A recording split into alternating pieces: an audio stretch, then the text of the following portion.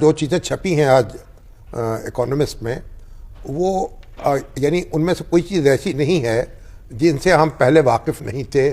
یا جو ہم نے سن نہیں رکھا تھا. اب اس میں تو بہت انٹرویوز کیے گئے ہیں ان کے قریبی رفقا سے, ان کے گھریلو ملازمین سے, اور بشرا بی بی کے جو خاندان کے لوگ ہیں, ان کے جو سابق شوہر ہیں, تو اور خود عمران خان صاحب کے ڈرائیور ہیں, حتیٰ کہ جو ان کے قصاب ہیں. مطلب ایک بہت میرا خیال محنت کی گئی ہے اس رپورٹ کی تیاری پہ, اور بہت مشکل ہوگا کہ اس کو پوری طرح جھٹلایا جائے. دیکھیں,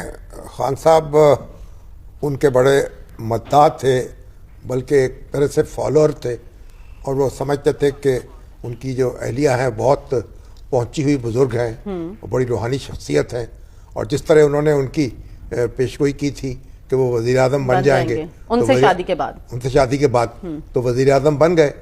اور اس لحاظ سے تو پھر ان کی بات سچی ثابت ہو گئی. لیکن اس کے بعد جو کچھ ہوا ہے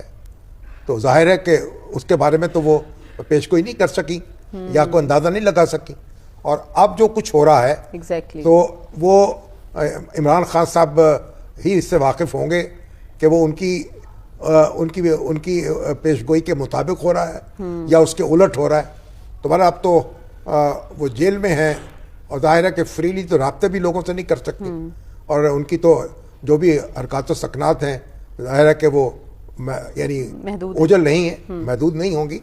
محدود ہیں لیکن جو اوجل نہیں ہوں گی, جو خفیہ آنکھیں ہیں ان سے. تو بہرحال سمجھا تو یہی جا رہا ہے کہ وہ اب بھی ایک یعنی اگریسو پالیسی جو ہے